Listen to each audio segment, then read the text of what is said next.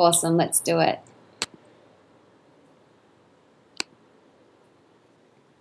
Hello, everyone. This is Oren Harris, live and inspired, here with my friend Melissa Ambrosini. Ambrosini, is that correct? Ambrosini. Ambrosini. It And helps to do the hand yeah, action. Ambrosini. I'm guessing that's Italiano. See. See. So, Melissa and I are going to talk about her fabulous new book today, Mastering Your Mean Girl. Subtitle, The No BS Guide to Silencing Your Inner Critic and Becoming Wildly Wealthy, Fabulously Healthy, and Bursting with Love. Bursting with Love. So, thank you, Melissa. I'm excited to be here with you today. Welcome. Thank you for having me. I'm excited too. Yes, I'm excited for multiple reasons. One, to hear a little bit about your story, and I love the topic of the book. I think that it's very relevant and a much needed inspiration, but even just like awareness, inspiration and awareness for everyone, not just women, but mastering your mean girl. Obviously, that connects to, I guess it would be your mean boy or your mean guy. Yeah, you're bad boy. All right. So we're here today having a conversation, a conversational interview, and nothing's been pre-scripted. Melissa didn't ask me to say anything in particular, so we are just going to dive into our hearts and share and have a conversation. Does that sound good? Sounds amazing. So I think a great place to start would be like, and I read this in the book, but what I asked you a moment ago before we hit record, like, what is your intention, And I could feel your heart when you said, I just want women to know, like, so from that place, like, what inspired you to write this book, and like, why, yeah, why the book, and tell me about your passion for the book and what inspired it. Well, as you know from reading a little bit about my story in the book, back in 2010, I hit rock bottom and ended up in hospital, very unhealthy and very unhappy. And it was the catalyst I needed in order to change my life and the way that I was running and living my life. I was living a very external existence. My measure of happiness and success was on all of these things outside of myself. And it wasn't until I hit rock bottom that I realized that I was burning the candle at both ends and I was very unhappy and unwell.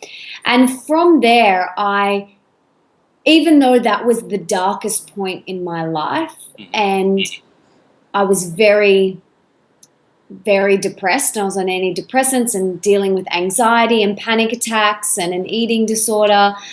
Even though that was the darkest point in my life, there was this tiny, tiny, tiny glimmer of hope deep within. And literally, like, it was like a pinhead tiny.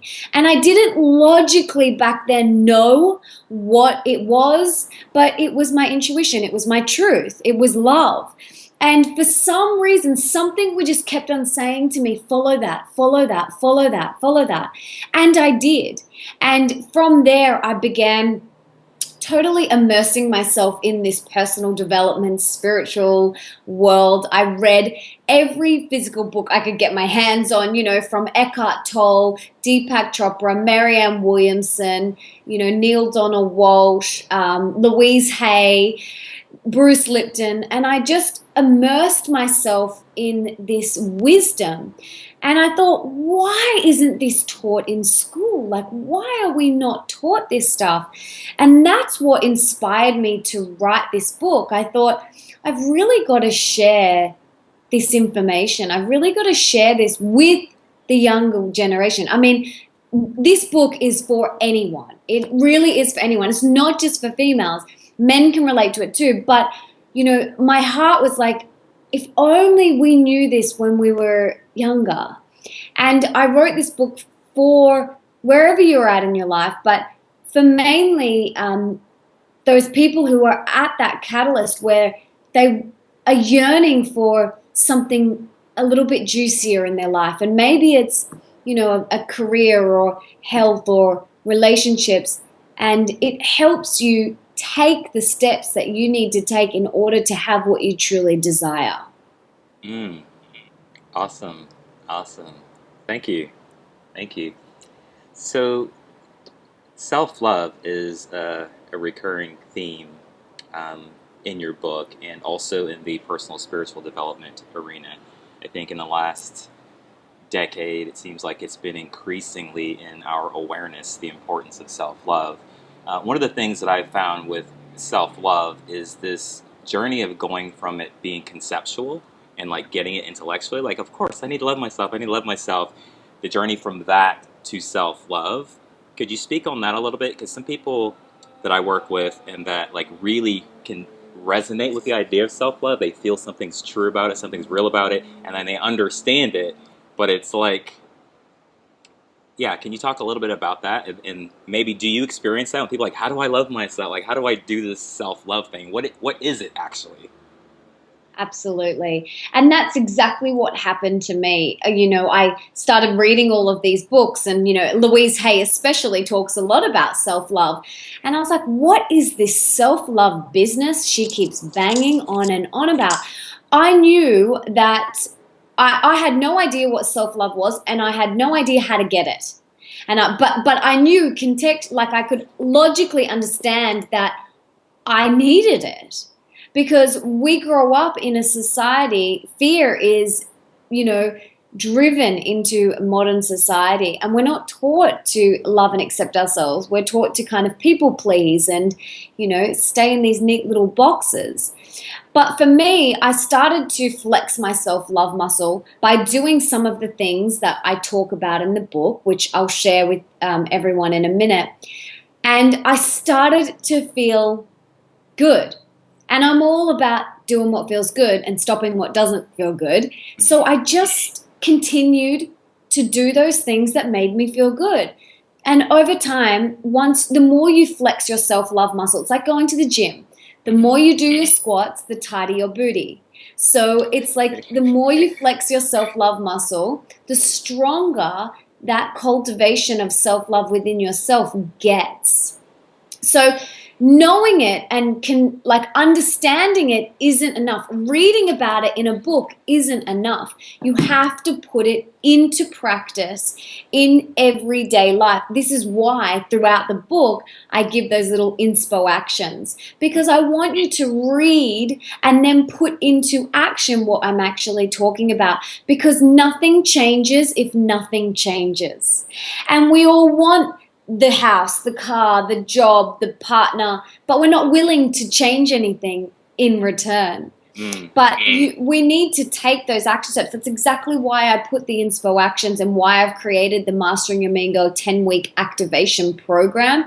It's to help you really live everything that we've spoken about in the book so that it becomes part of your daily habit, because nothing changes if nothing changes. Awesome, awesome. So, did you have a sort of visceral, experiential realization of, yeah, I know the answer is yes, about self love, but did anything surprise you? And I'm asking that question because when I think about love, for me personally, and going from this idea of understanding it and intuitively knowing it and getting sparks of it to like, I've had so many revelations of like, oh, it's not actually what I thought it was. Do you know what I mean? It's kind of like sneaks up on you, when you realize like what it actually is. And I think that some people, when they think of self love or even the idea of self acceptance, is very counterintuitive to the ego, because it's like, well, why? It's almost like going from this idea of, okay, I'm gonna love this bad thing about myself, right? But getting into the experience of actually accepting oneself, to me, was a revelation, because it's not even what I was aiming for, even when I had the concept of self-love.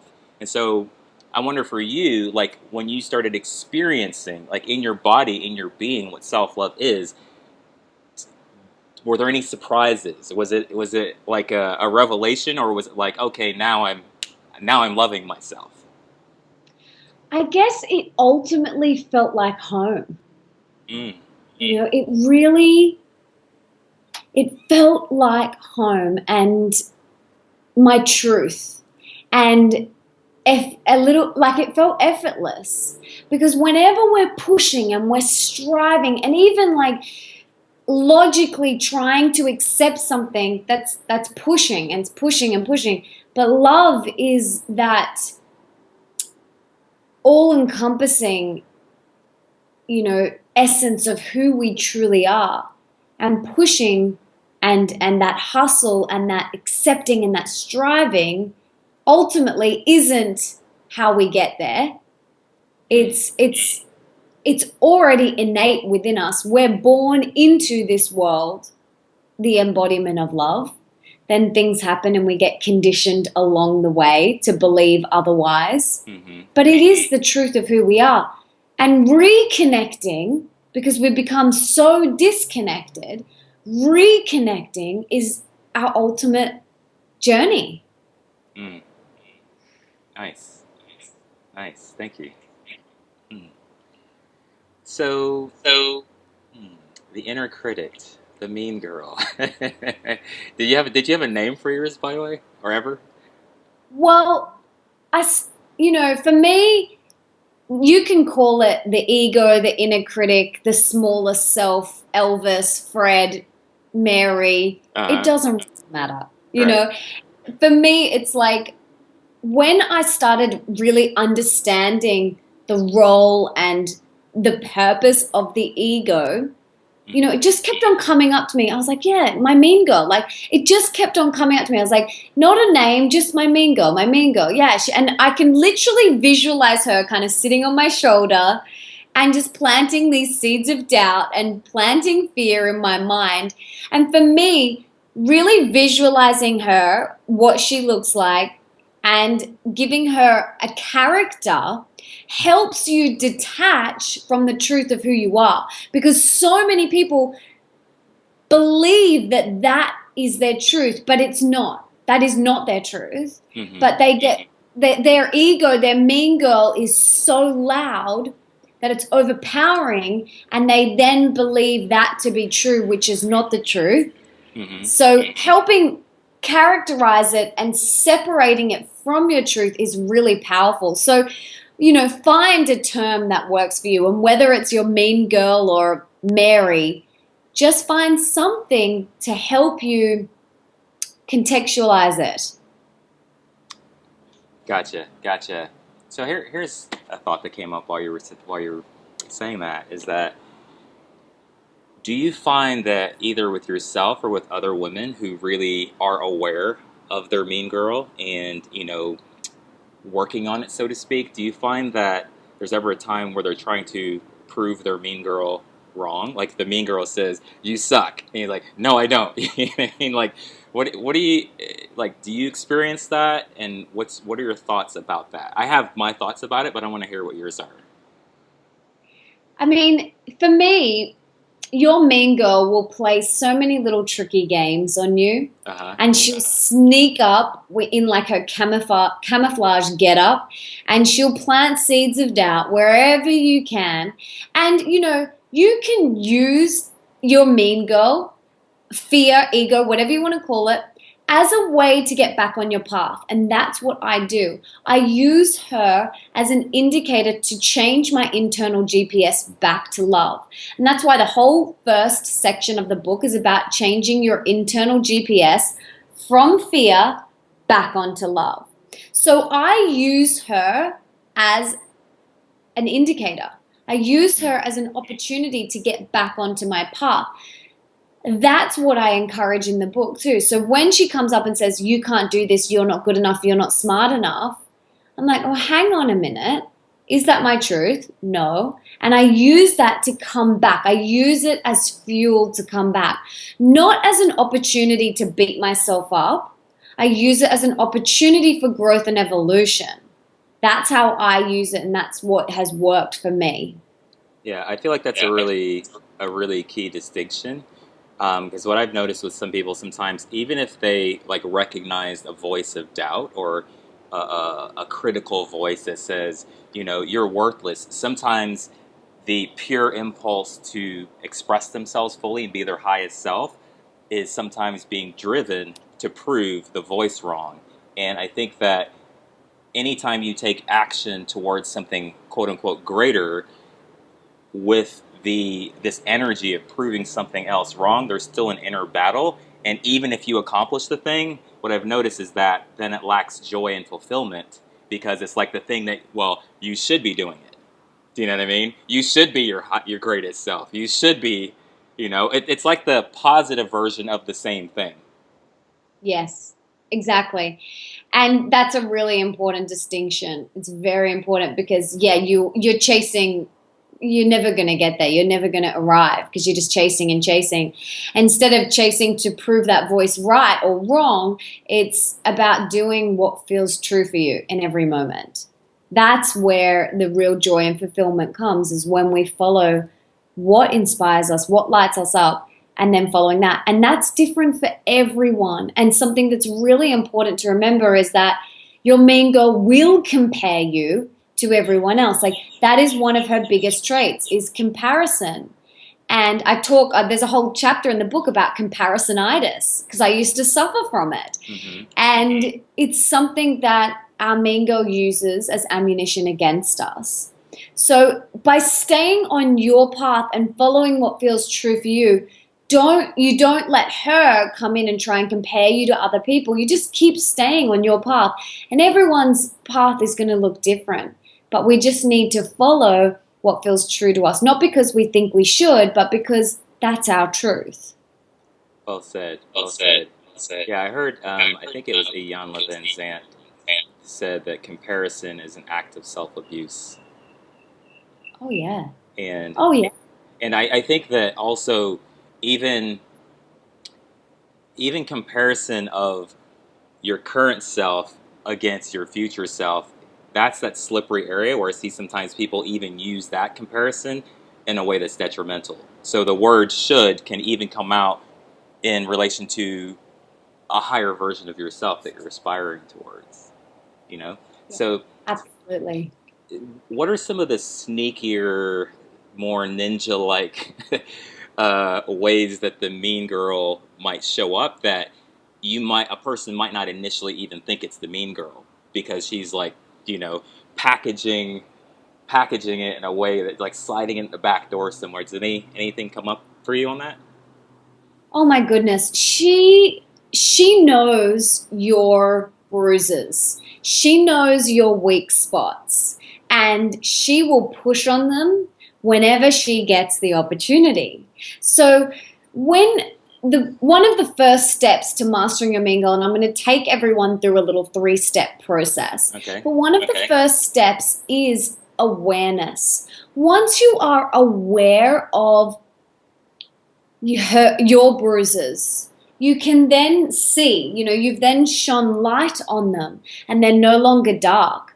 But for so many people, they're like, well, I don't know, because they haven't actually taken the time to sit down and write down. Well, for me, it's money, it's money. Okay, so I know that I've got a lot of power and money, and that's my weak spot, and that my mean girl will push on any opportunity she can around money. Or it's my health. For me, I'm never going to feel vital. I'm never going to feel, energetic. Or is it relationships? Or is it with your work?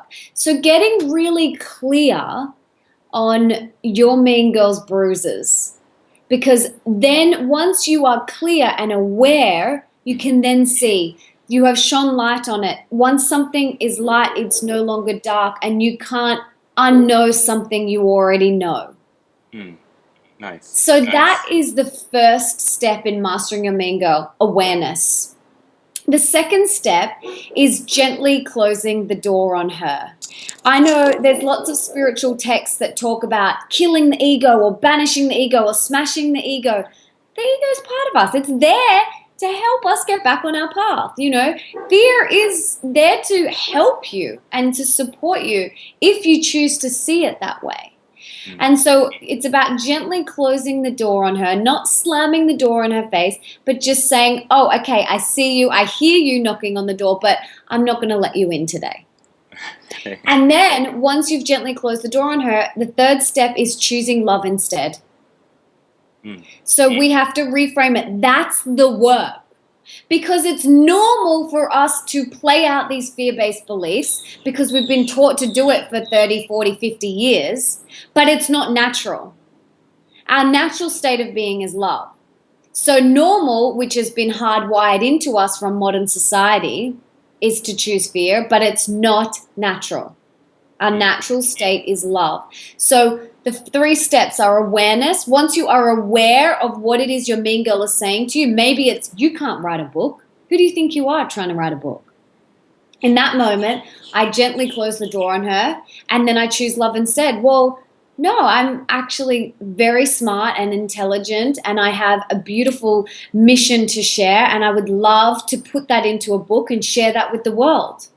So it's about reframing it. The reprogramming of those fear-based thoughts is the work that we must do in order to transcend those limiting beliefs and achieve what it is that we want to achieve, because nothing changes if nothing changes. That is insanity. People want this career or these relationships or this health or this lifestyle, but they're not willing to do the work. They're not willing to master their mean girl and do the work in the process. Gotcha, gotcha. Do you think, well, one thing you said about money, and this is one of the ways that your mean girl kind of can hook into you, or that's the way I interpreted what you said. What do you mean when you say putting your power in something, like putting your power in money? What do you mean by that? I know what you mean Well, by that, but I thought that was a good point. yes. Okay. So I talk, or there's a whole chapter on money in the book, as you know, but I believe a lot of people put a lot of power in money, and I used to Uh, very much. I very much put a lot of power in money. But I believe now that money is just energy, like everything in the universe, hmm and it's a form of it's a form that we use to exchange in order for something that we value, hmm and it's there to be used. But I had such a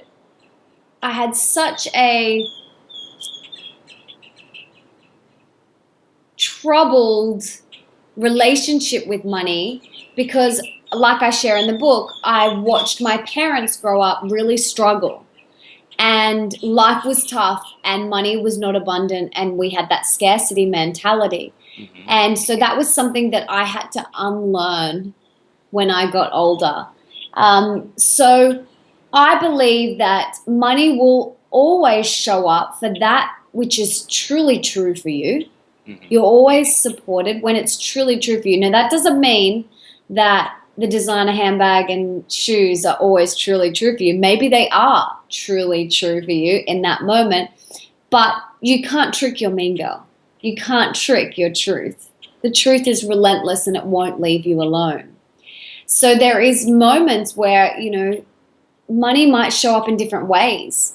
It might show up in the form of a gift.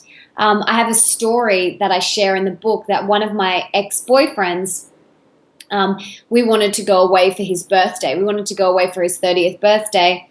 And, we looked at this beautiful resort and, we kind of just parked it. And we're like, okay, let's, we set the intention and we want to go there for a week, and we just left it.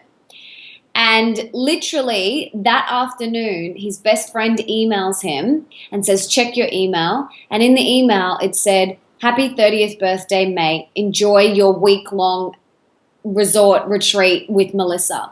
And hmm he had brought us a week-long spa treatment, deluxe spa treatment Oh, at nice. this exact resort that we had just been looking at. Like, I was like, oh my God, of course this happens. And so you just can't be attached to the way things are going to show up. Because when you are attached to it showing up through your paycheck, you hmm close yourself off to all of these other infinite possibilities or ways that it could come to you. So it's about always staying open to, however, another example is, another one of my clients, was living for 7 months rent free. And it showed up in that form. It didn't Mm-hmm. show up in a check. It showed up as her living rent-free for 7 months because someone moved away and they needed her to look after her cats. So that is what I'm talking about putting power in the money. Not putting power in it is really beneficial and allows you to stay open to it flowing to you in different forms. Awesome, awesome. So with your sharing your gifts, right? You're obviously a multi-passionate being, author, congratulations, speaker, coach, amongst many other things. One of the things that I see, I mean, with people in general, but also with women, is like they have a gift and let's say a message that they want to share. You know, whether they're a writer or a speaker or a coach, and they're like overly preparing. I feel like that over preparing is connected to the mean girl. Whether it's they actually hear the voice, like who are you to write a book, or they're just in the energy, hypnotized by I just need a little bit more practice or a little bit more embodiment or a little bit more knowledge or a little bit more whatever in order to actually express the gift at the current level of truth that it's in. What are your thoughts about that? 100%. Perfectionism is fear. And all of those things that you just said, oh, well, I just need a little bit more qualifications, or my website's not ready, or I don't have an editor, or whatever it is, it's all just your mean girl keeping you stuck in fear town. And our job, our responsibility is to bust through that. Because if I listened to that voice, this would not be in front of me. And But that I wouldn't be in front of you either, Charlie. We wouldn't be doing this interview. Exactly, Right. exactly. But there are so many times where my mean girl came up during the process of writing this book and I mastered her and I was like, okay, I did my 3-step process and I pushed through. Because if I didn't, this wouldn't have happened. But yes, you're exactly right. That perfectionism, that I'm not ready, I just need a little bit more qualifications, I'm not qualified enough, I'm not good enough, I'm not smart enough. I got a C in my English paper in high school. All of those things are just your mean girl's way of keeping you stuck in fear town. Amen. Yeah, I feel like whatever if there's something in your heart to share, and that truth in its purest form, when it's expressed, when it's shared, it's inherently valuable by virtue of the fact that it's inside you trying to come out. And yeah, I had a client recently who was going to do his first Periscope, and he was feeling all anxious and fearful, and he was like um, getting himself up to doing it, and he didn't realize that he had an idea about how the Periscope was supposed to go that was disconnecting him from his truth, not realizing that even if he got on the Periscope and was like, I'm terrified right now, like that is actually the perfect thing. So I think sometimes people even want to like, I need to overcome my fear and then I'll do XYZ. Then I'll share my gifts. Then I'll, you know, coach people or whatever, you know? Absolutely. And I think that's a really important thing to remember is that I'm still mastering my mean girl every day. I'm not enlightened. I'm not levitating and transcended this physical form. Like, I am still here doing the work. And every time that she comes up, I move through it. And I've gotten quicker and quicker and quicker at learning how to master her because I've been practicing it for 6 years now. Right. And I've been strengthening that muscle. I've been going to the gym and doing my squats every day. I've been practicing mastering my mean girl and flexing my self-love muscle. And it's one of those things that the more you do, the stronger it gets. Right. Has she come up anytime recently that you can remember in a way that was like, heavier, or she came in with all the artillery in a way that was like, you're like, whoa. Have you had one of those recently? I mean, they used to be so heavy, Uh huh. really, really heavy. they're not as severe anymore. They're almost like little pinches. Uh, Where they used to be like punches in the face, and now they're kind of like just little pinches on my shoulder. But yeah, they came up last week. I'm on the middle of my book tour, and what happened? As soon as I finished my talk, my mean girl was like, "That was crap." And then I was just like, hang on a minute. These women coming up to me, bawling their eyes out, uh-huh. saying how much this book has helped them and inspired them. And I was like, mean girl, I'm closing the door on that one. Thanks, but no thanks.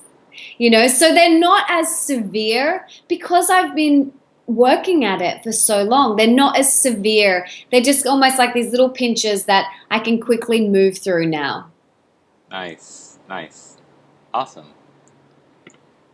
So, how are you? How are you feeling? So good. I'm So good. enjoying this so You much. are awesome, awesome. Me too.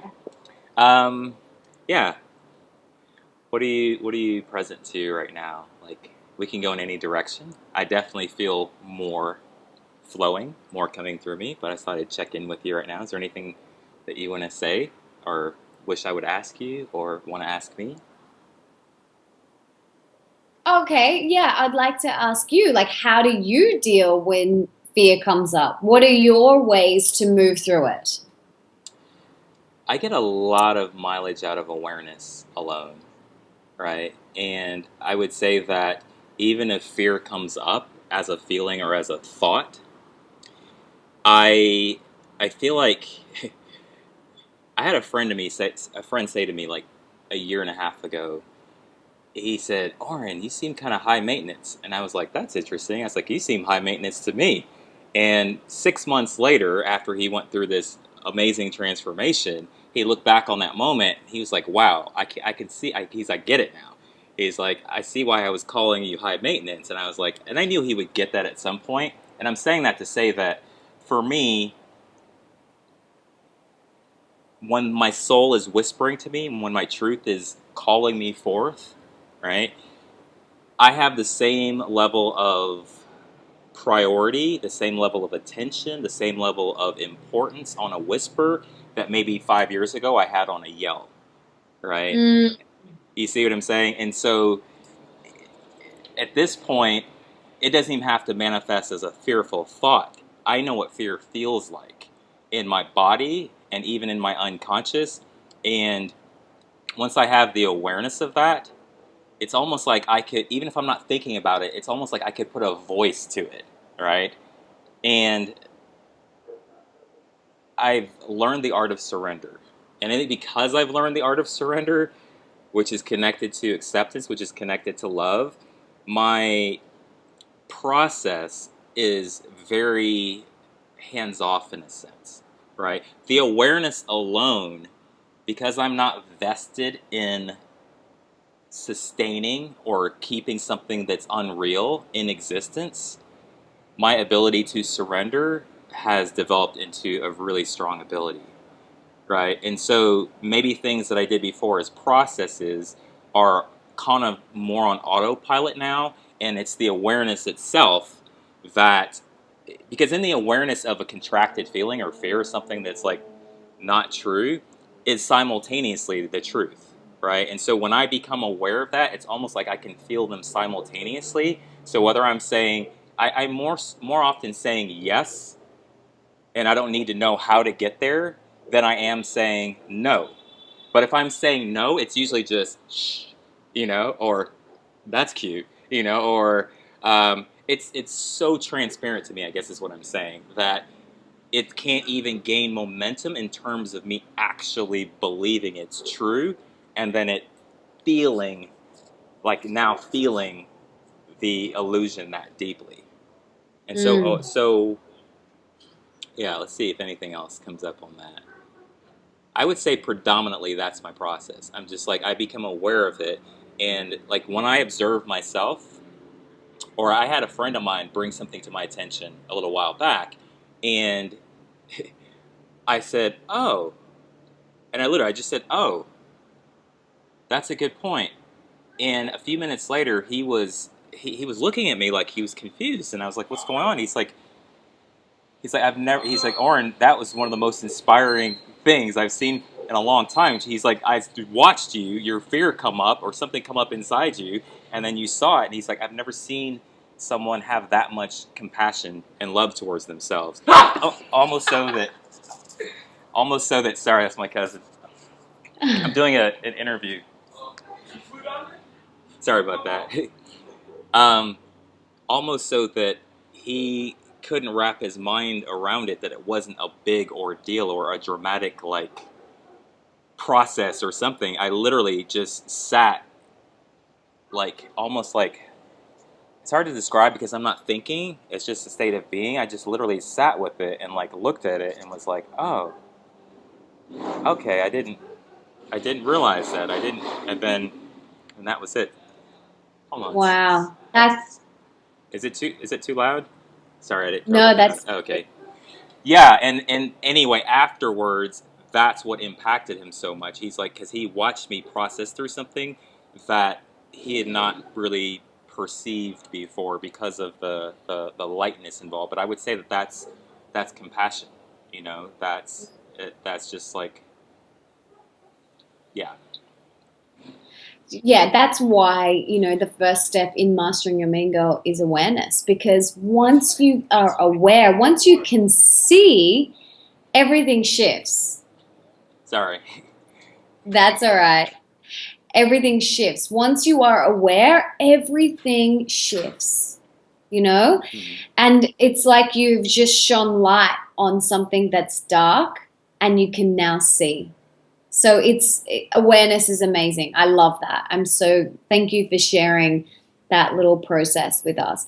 And it's like once learning how to master your mean girl and learning how to live the life of your dreams, it's a daily practice. It's an art. It's a moment to moment practice, like you would learn how to master the piano. You can't expect to just practice the piano once every fortnight and to be Beethoven. Like, you know Right. what I mean? Like, you have to put in the work, and it's a daily moment to moment practice, and presence helps us flex that muscle. Yeah. Presence to me is like one of the most effortless healing. I mean, because presence is like synonymous with love, and in the presence of love, even if we're just not resisting love, it actually transforms things. Just Yeah. it the space of presence and love transforms things. And I think that like I would add two more dimensions to that.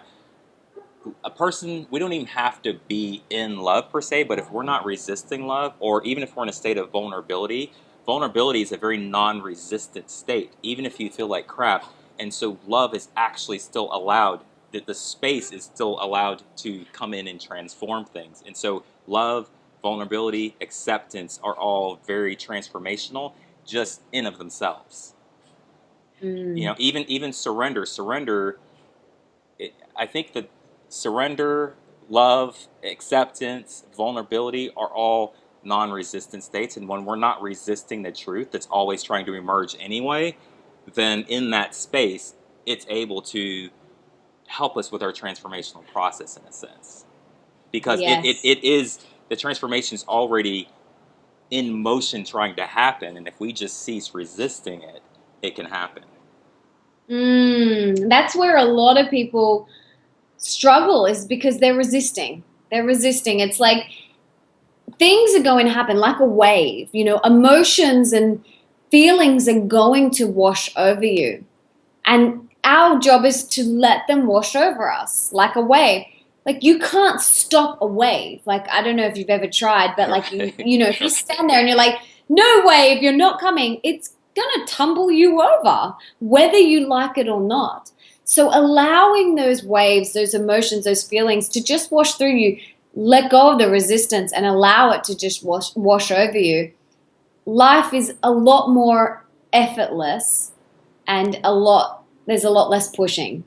Yeah, and I think that it's in a funny way, not funny, but an interesting way. It's like if you already have just a pure emotion waving through, and it's already feels uncomfortable, and you start resisting it the overwhelmingness of emotion, in many cases, is actually the resistance to it. It's not it itself. It's the story on top of it. Otherwise, we would be able to have emotions pass through like babies do, in seconds sometimes, in minutes sometimes, because there's no like, you know, crying and then now the story's on top of it. Like, oh my God, I'm so embarrassed, or oh my God, I'm so ashamed. It's just pure raw emotion. So who knows how our experience of pain would be if we did not compound it with the resistance or judgment to it. I think that that is a bigger part of the heaviness and the overwhelmingness of it than just the actual raw emotion. And what our humanness wants to do is like these emotions, these feelings come up, and then our ego, our mango, attaches a story. Well, I'm feeling anxious because of him and what he said to me. So then we point and we blame him when really we've just got to let those emotions wash over us like a child and let them just come and go. But as we grow, we attach these stories, from our past. Well, that I'm feeling like that because she said that or because he did this, and it takes us out of the present moment and fully experiencing what is truly in front of us. What do you feel about, because there's the story that we can attach to emotions, and then there's the fear. Like, what do you think like has people afraid within their own emotions? My goodness, there is so much fear. Like for me, whenever any emotion comes up, whether that is sadness, anger, frustration, guilt, I literally open my arms and I'm like, bring it on. Because if I can fully feel this emotion right now, it can wash over me. But what most of us are taught to do is suppress Hmm. that or attach a story to it and resist it. And then it just sits and manifests deep within us, causing unhappiness, illness, or disease. But for me, one of the best things you can do is allow whatever it is to just wash over you. Welcome it with wide open arms. Welcome those feelings and know that feelings and emotions are just energy particles moving around your body. And they only last between 9 and 12 seconds. Like that is nothing. And sometimes we can feel like the anxiety is all encompassing and the ground is going to open up and swallow us whole. But if we fully just allow ourselves to feel what is actually coming up for us in that moment, we allow it to wash over and transcend quite quickly. Yes, I completely agree, and that's been my experience. And I feel like sometimes a person can have even just one event in their life that triggered such a traumatic experience that they spend like it's like they'll expand their emotion until they get to that point where they feel like if they go beyond that, they're gonna die. It's gonna take them over. They're gonna get washed away into oblivion, or they're gonna, getting taken over by the dark forces, or just some like I've felt that and worked with people on that. And when I say that, I mean it's like fear is fear and emotion, but like these deep, deep, deep, deep ones where it's like Pandora's box. Like, okay, I'll expand, but I'm not crossing that line again to feel that feeling again. And it's like if you can't permeate that, if you can't be with it, then you kind of stop your growth right at that it becomes an edge inside you. Oh, yeah.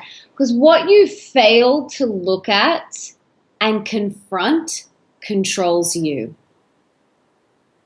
So whatever you're kind of like, oh no, I don't want to go there. I don't want to look at that. I don't want to look at that. Whatever you fail to confront controls you. Even if you don't think it is controlling you, it's controlling you. Absolutely.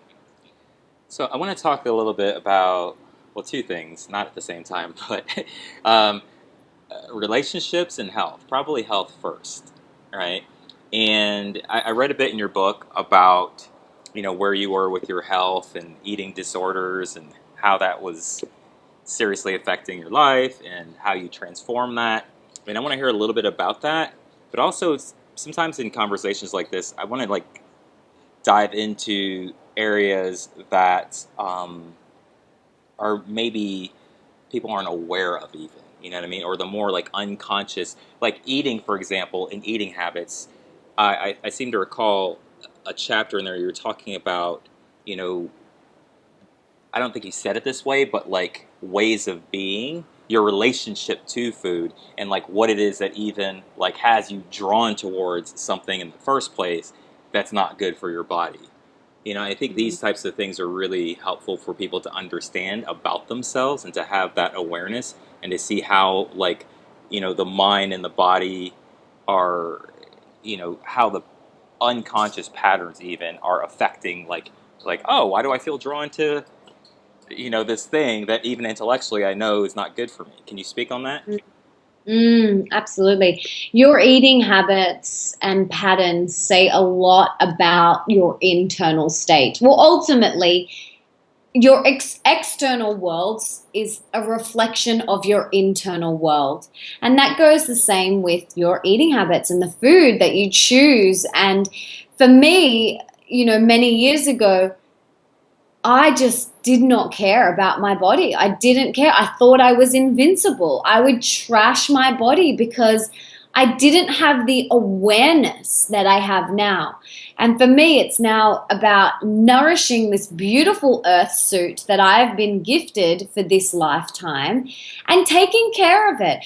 Trying not to put too much power in food because that can then become an unhealthy habit, but just taking care of my earth suit. Like you have a car, you have to fill it up and wash it. I mean, you don't have to, but the bird poo stains are going to ruin the paint. And cleaning it and looking after it is an act of self-love. So without putting too much power in it, I take care of my earth suit because I would like it to run smoothly. I like having energy. I like feeling vital. But I then see a lot of women when they start to realize this, they then put way too much power in the food that they're eating, and then they swing the other way. Totally. And then it's about coming back and finding that equilibrium in the middle. So that's where I'm at now. I swung from one end of the pendulum to the other, and now I've got this beautiful bliss spot in the middle where I love to nourish my temple because it feels good. And I'm going to look after this earth suit like I look after my car. I fuel it with good fuel and I clean it and I take care of it. I park it undercover so it doesn't get bird poo on it. There's just little things that you can do. So awareness, it comes back to awareness. Take a moment, after this interview, take a moment and maybe read the chapter on being fabulously healthy in my book and become aware of your eating habits and bring awareness to that, because once you're aware, you can then change because you can't unknow what you know. So that is so key. Once you are aware of it, you can then make changes. Awesome. And what do you think about the body as an indicator, right? Specifically in relation to, you talk a lot about choosing from fear or from love, right? And also living from your truth. How have you experienced, or whatever you want to share about this, about how the body registers whether or not you're living from fear or love? Like, and even the idea of you kind of like using fear as a messenger, also seeing your body as a messenger and an indicator, showing you where you are on that spectrum. 100%, it is a messenger. Your body never lies, and it's always giving us messages and indicators to maybe look after ourselves a little bit more. And when we are super aware and in tune, we're able to hear and see those messages a lot more clearly than if we were unconscious. So it comes back down to awareness again. If I eat something that isn't necessarily the best for my earth suit, I feel it. I feel it. And I don't beat myself up. I'm just like, oh, that's interesting. Move on. Where in the past, I would be like, you're an idiot, you're so stupid, you know better, you're going to get fat, how could you do that? And then the mean girl chatter starts. But now it's like, if I eat something that doesn't make me feel good in my stomach, it's Mm-hmm. like, that's interesting, move on. Right, right. Maybe I won't do that next time. So it's just about using your body as an indicator, using your body, listening to your body. And everyone is different. Everyone's body is going to be giving them different messages, but we've got to ultimately look after it. I have a few people who, are in this world, and they have said to me, there's too many people putting power in food. And I see that, but at the end of the day, like, I know everything's energy and I know everything's love, but if you're living off fast food and processed and packaged food, I mean, unless you're Jesus or Buddha and you can turn it into pure love, like, it's not going to serve you. Yeah, and So, most people that are drawn to that in the first place, and that I see, are under some measure of stress anyway. And so, yeah, I agree with you on that. A couple of stories, or maybe I'll share one with you really quick, as far as the how things register in the body in terms of being in alignment with truth or in alignment with fear. Um, Probably the biggest one recently is I've been spending time with my family because I came here for a funeral. And about a month ago, I was in New York with my mom before my aunt passed away. And I just came into my awareness. I was like, wow, almost everybody in my family wears glasses. And I started talking to my mom about that in relation to the body as a mirror, right? And it came to me in the moment. I said, you know what? Vision, glasses, it's like, not wanting to see something. And then we had this conversation. She said, Oren, there's a lot of things hidden underneath the surface in the family. A lot of things. I was like, oh, that makes so much sense. And since I've been here, I've seen how that dynamic is playing out beneath the surface.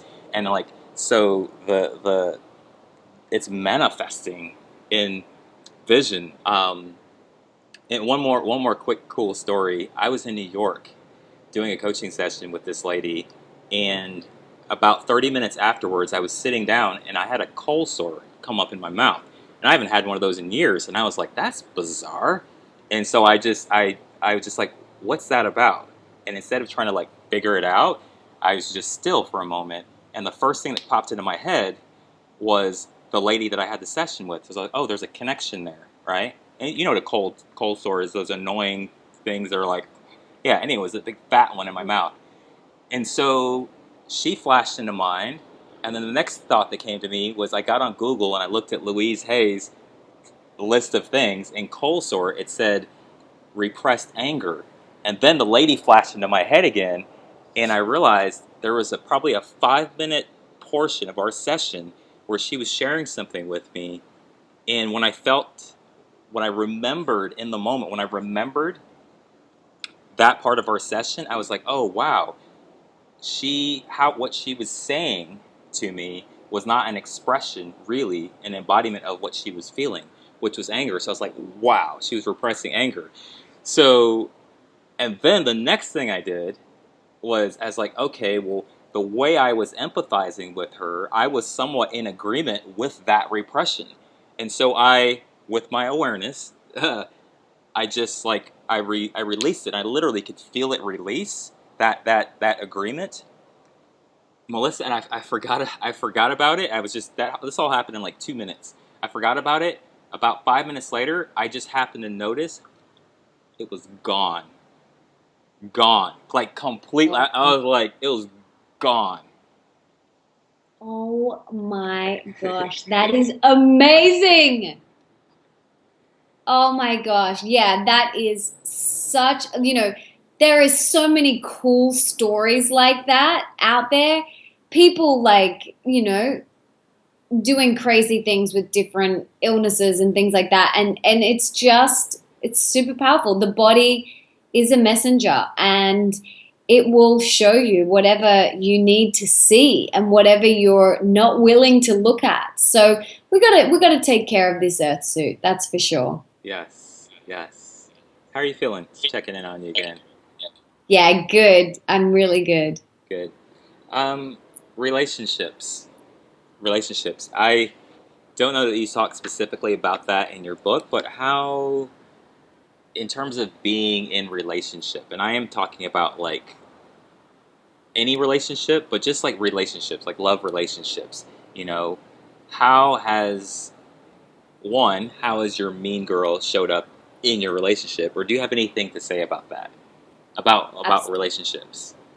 Yeah, there is a whole chapter on divine relationships in the book. Uh Not only your relationship with yourself, but, you know, a partner and then friendships and family. So this is something where your mean girl can really show her head. huh. And relationships, like everything else, are a reflection of you. They are a manifestation of your internal world. So for me, when I was unwell, I was surrounding myself with very different types of relationships to the ones that I have now. And that's because I didn't feel worthy of anything more. So I needed to master my mean girl and dial up my worthyometer, which is what I talk about in Yeah. the worthyometer section of the book. Right. Right. I really needed to do that work because I was surrounding myself with people who weren't serving me and I wasn't serving them. But ultimately, for me, relationships are a reflection of you. They are an absolute reflection of your internal state. And if you have some very unhealthy, maybe violent or abusive relationships in your life, it's time to stop and go inward and just do a little inward check on what is going on for you and why that is manifesting outside of you. And if you would like to start to call in more divine relationships, which is what I talk about in the book, we teach people how we want to be treated.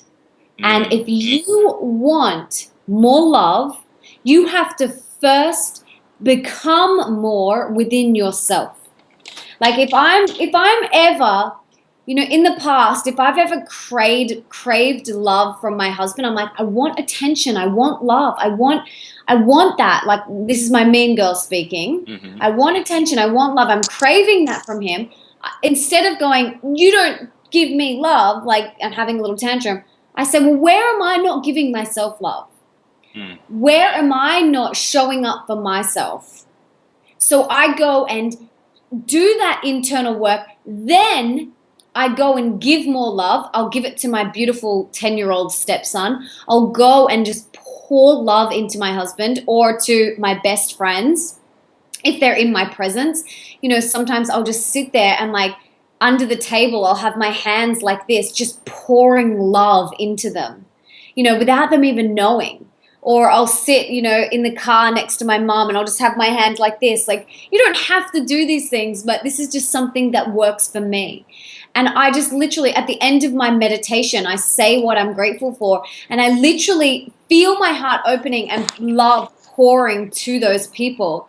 Because you want more love, you've got to first become more and then give more love. And then in return, that's your reward. Amazing. Yes. Yes. That's a really, really, really powerful. I love that.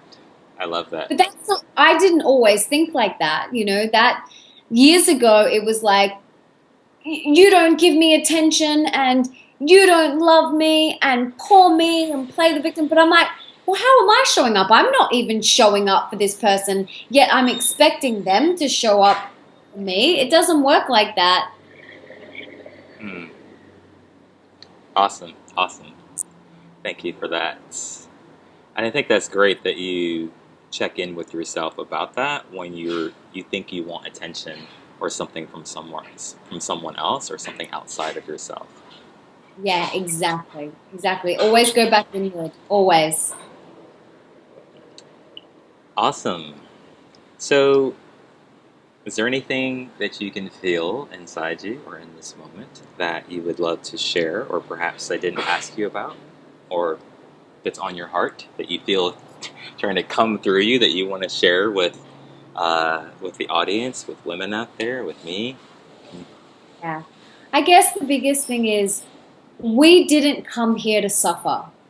We didn't, God, the universe, Jesus, Allah, Buddha, whatever you believe in, didn't put you here in this earth suit on this planet to suffer.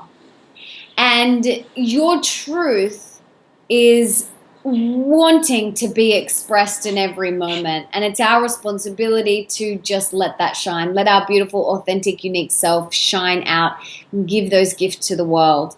This book is from my heart, and I'm so grateful to be able to share this with you. And yeah, anyone who wants to get it, it's out March 22nd in the US. It's already out in Australia and New Zealand. And you can head to masteringyourmeangirl.com to grab it. I'm just, this is such a big part of my heart. I've poured my heart and soul in. And yeah, I just hope it gets into the women's hands who need it the most. Awesome. Well, thank you. It feels like a nice place to wrap up. I've thoroughly enjoyed connecting with you, Melissa, and thank you for sharing your wisdom, your story, and I really thank you for sharing your heart. I really can feel your passion and your sincere passion and just desire for women and for people to realize the truth of who they are and their worth and that they are loved and to express that. And so I really appreciate your sincerity and for sharing your heart and for showing up.